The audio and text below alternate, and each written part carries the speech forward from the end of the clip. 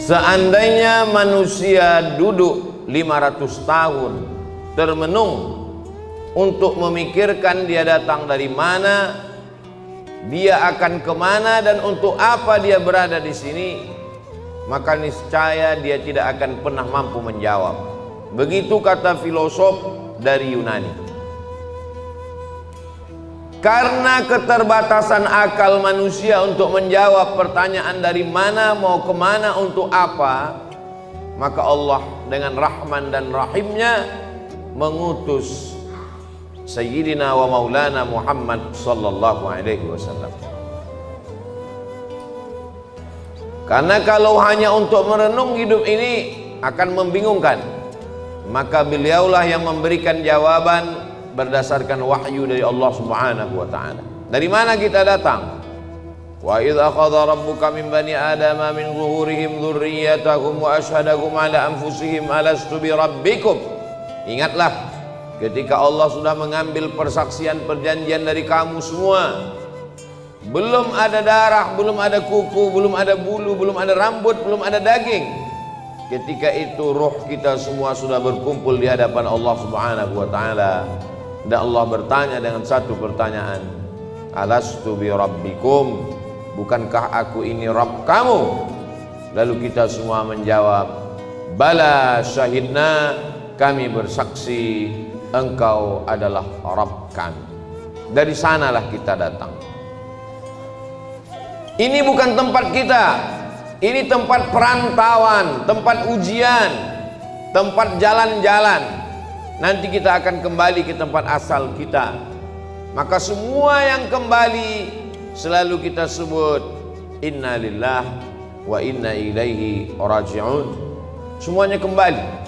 Di tempat perantauan hati memang tidak tenang, selalu ingin pulang. Maka selalu keluar ungkapan ar-rahah fil jannah. Ketenangan itu nanti di kampung halaman tempat asli kita di surga, bersama Allah, bersama Rasulullah sallallahu alaihi wasallam. Setelah kita tahu, kita sadar kita datang dari mana, lalu untuk apa kita di sini? Wa ma khalaqatul jinna wal insa, tidaklah aku ciptakan jin dan manusia illa liya'budun, kecuali hanya untuk satu saja, beribadah. Kalaulah hidup hanya untuk beribadah, lalu bagaimana dengan perdagangan, perniagaan, pertanian? Bagaimana dengan membesarkan anak-anak? Disitulah kasih sayang Allah. Yang berdagang pun juga bernilai ibadah. Melangkahkan kaki dari rumah, bismillahirrahmanirrahim, Allah wa'tasamtu billah la haula wala quwata illa billah. Maka sesungguhnya di dalam tokonya, di dalam rukonya, di dalam pasarnya dia sedang beribadah. At-tajir seorang pedagang, as-saduq jujur, al-amin amanah, tidak curang, tidak bohong, tidak tipu, tidak dusta. Ma'an nabiyyin, mereka bersama dengan para nabi, was-siddiqin, bersama dengan orang yang benar, was-syuhada, bersama orang mati syahid, was-salihin, mereka akan bersama dengan orang-orang yang saleh. Mereka beribadah. Seorang ulama ahli tasawuf bersama, diberi nama Imam Junaid Al-Baghdadi. Kita selalu mengenal bahwa Islam ini iman, itulah dia akidah. Islam, itulah dia salat, zakat, haji, umrah, puasa. Dan ada yang disebut dengan ihsan. Ihsan, hubungan batin, spiritual, mensucikan hati. Suci itu bahasa Arabnya safa. Orang yang mensucikan hati, man safa qalbuhu lillah. Mereka yang bergelimang, bergelut dengan ilmu mensucikan hati disebut dengan orang-orang menekuni ilmu tasawuf. Maka di antara ulama besarnya adalah Imam Junaid Al-Baghdadi. Imam Junaid Al-Baghdadi memiliki toko di pasar. Dia pagi datang membuka tokonya, ketika ada pembeli dia akad jual beli. Ketika tidak ada pembeli dia sholat sunat. Ketika sepi dia sholat sunat. Ketika ramai dia tetap melayani, karena dua-duanya adalah ibadah. Setelah 400 rakaat dia tutup tokonya, dia pulang ke rumah. sesuai antara dunianya hasanah, akhiratnya juga hasanah. Bagaimana dengan bercocok tanam, bertani? Idza waqa'at ala ahadikumul qiyamah, kalau hari kiamat sudah mau datang, wa fi yadihi fasilah, di tanganmu ada bibit korma, falyughrisha, tanamlah bibit korma. Kenapa? Karena kita tidak berpikir siapa yang akan memakan manis buahnya, siapa yang akan bernaung di bawah daunnya yang rimbun.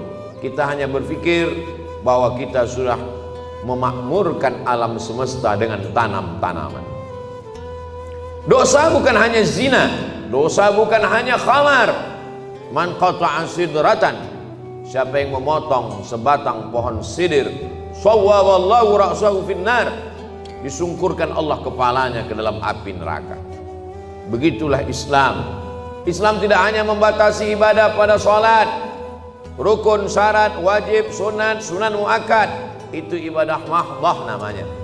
Tapi ada perbuatan-perbuatan yang kelihatannya bukan ibadah, tapi dia bernilai ibadah.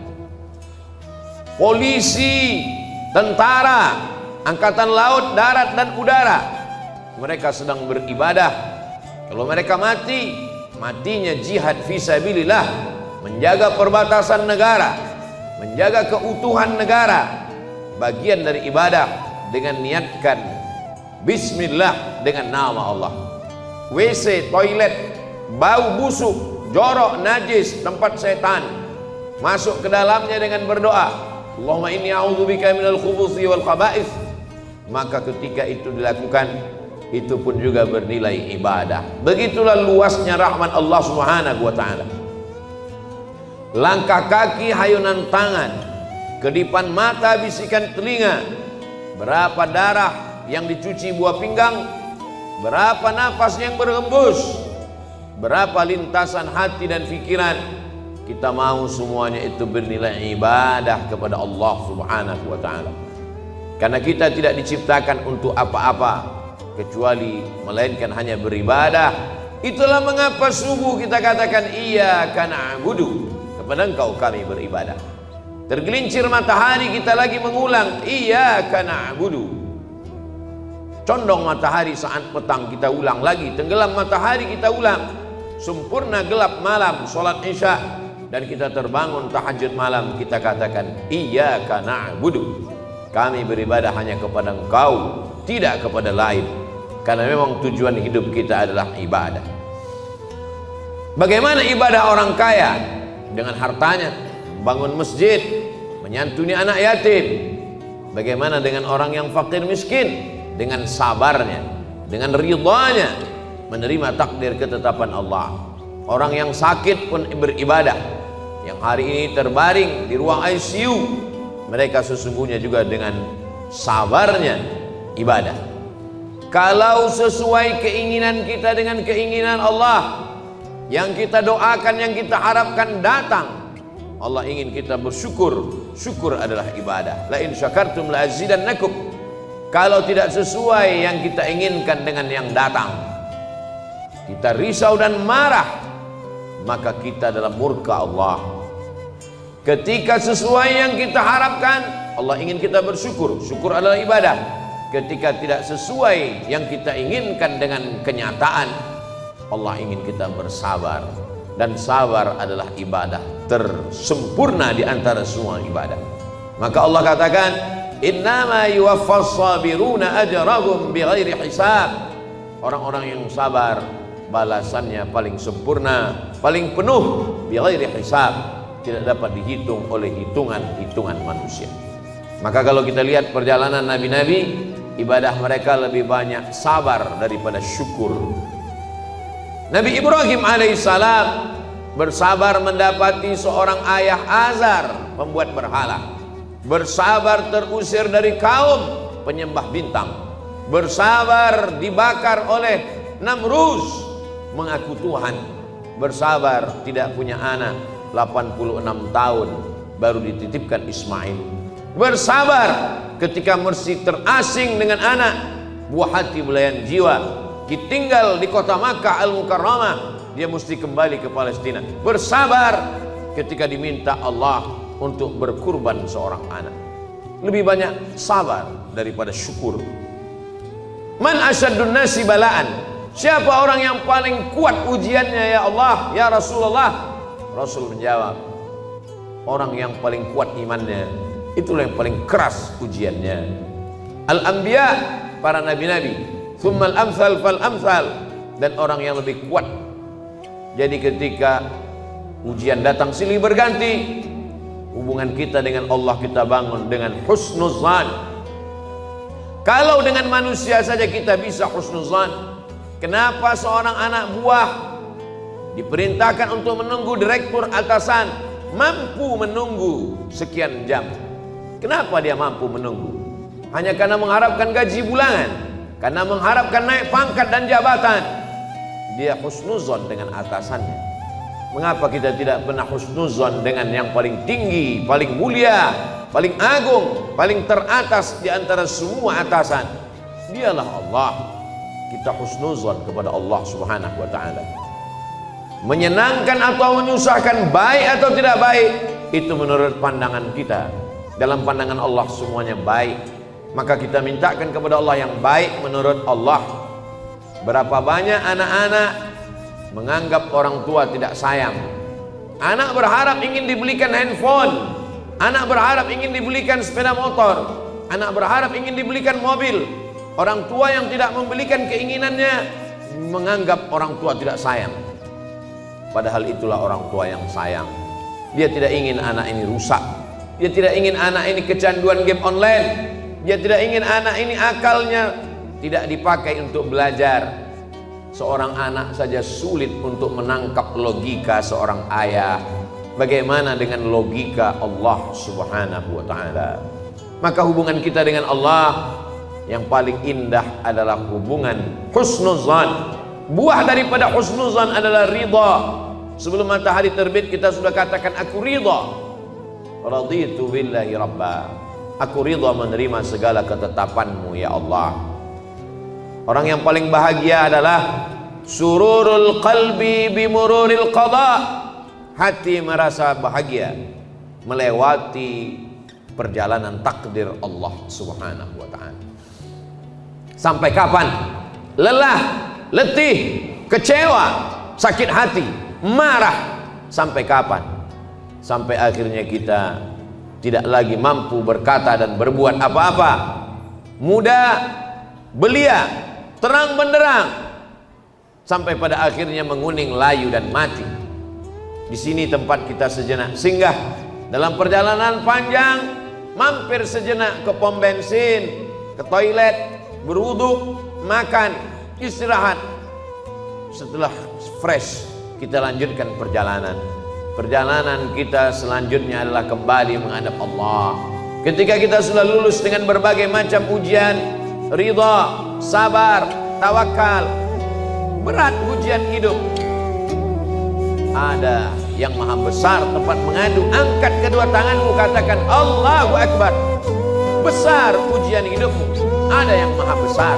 Allahu Akbar. Besar dosamu, ada yang ampunannya lebih luas. Dzunubi mithlu a'dadir rimali.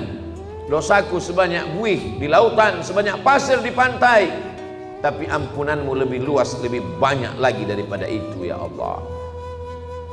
Abu'u laka bi ni'matika alayya. Aku datang menghadapmu membawa nikmatmu, nikmat mata, nikmat tenaga. Wa abu'u bi dzambi. Tapi justru aku datang membalasnya dengan dosa-dosaku.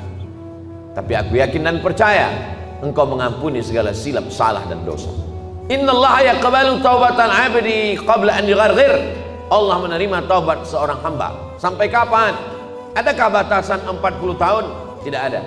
Sebelum ghargharah, sebelum sakratul maut, kembali ke jalan Allah. Ya ayyuhalladzina amanu, orang yang percaya bahwa dia akan kembali kepada Allah, hidup sejenak sementara. Man arafad dunya hanan alaihi. Siapa yang kenal dunia, maka ringan bagi dia menjalani hidup dunia. Dunia tak sampai setengah sayap nyamuk. Dunia tak sampai setetes dari lautan samudera. Bagi yang dapat setetes, jangan bangga, jangan bahagia, karena yang kau dapat hanya setetes. Bagi yang tidak dapat jangan kecewa, karena yang tidak kau dapatkan pun cuma hanya setetes. Masih ada lautan yang luas. Walal akhiratu khairul laka minal ula. Akhirat lebih utama. Wal akhiratu khairu wa abqa. Akhirat lebih baik, akhirat lebih kekal.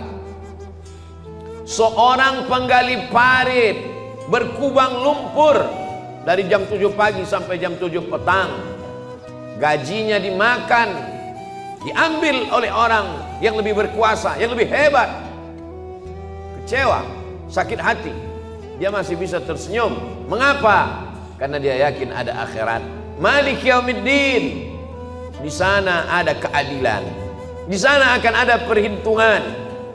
Hatta yuqadus satul jalha, hatta yuqadus satul qarna, sampai-sampai kambing yang bertanduk akan dituntut oleh kambing yang tidak bertanduk. Begitulah keadilan Allah Subhanahu wa ta'ala. Untuk apa ada akhirat? Bagi mereka yang A, tidak. T, keyakinan. Is, orang yang meyakini tidak ada Tuhan, tidak ada malaikat, tidak ada akhirat, mereka akan stres, mereka akan depresi, mereka akan bunuh diri. Bagi mereka gedung yang tinggi puncak daripada penyelesaian segala masalah.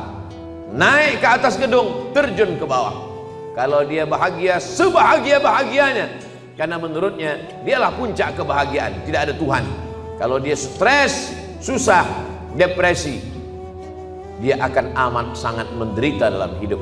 Orang beriman, kalau dia sukses, kalau dia kaya, kalau dia berkuasa, maka dia akan berkata, hadza min fadli rabbi, ini karunia Tuhanku, liyabluwani, untuk menguji aku. Ashkur, apakah aku akan bersyukur, am akfur, atau aku akan kufur. Kalau dia sedang diuji, susah, sakit, menderita, dia tidak stres, dia tidak putus asa, karena itu hanyalah salah satu bagian dari cara Allah untuk menguji imannya. Untuk apa kita hidup sampai hari ini? Kenapa kawan kita, sahabat kita lebih muda, lebih sehat, lebih dulu mati daripada kita? Alladzi khalaqal mauta, Allah menciptakan mati, wal hayata, Allah menciptakan hidup. Liyabluwakum ayyukum ahsanu amala. Allah menguji siapa yang paling baik amalnya. Bukan yang paling tinggi jabatannya, bukan yang paling banyak hartanya, bukan yang paling ganteng wajahnya. Ayyukum ahsanu amala, siapa yang paling baik amalnya. Sampai pada akhirnya kita akan menghadap Allah. Allah mengundang, ya ayyatuhan nafsul mutmainnah, wahai jiwa yang tenang, irji'i ila rabbiki radiyatan mardiyah. Kembali, ini bukan tempat engkau, ini hanya tempat persinggahan. Kembali ke tempat yang lebih baik, lebih kekal, lebih abadi. Irji'i ila rabbiki radiyatan, engkau dalam keadaan ridha, mardiyah, dan Allah pun meridai engkau. Fadkhuli fi ibadi, masuklah ke dalam golongan hambaku. Wadkhuli jannati, masuklah ke dalam surgaku. Innal ladzina amanu, orang-orang yang percaya, tsumma istaqamu, kemudian mereka istiqamah, tatanazzalu alaihimul malaikah, turun malaikat kepada mereka. Apa kata malaikat? Allah takhafu, jangan takut, jangan takut dengan sakaratul maut, jangan takut.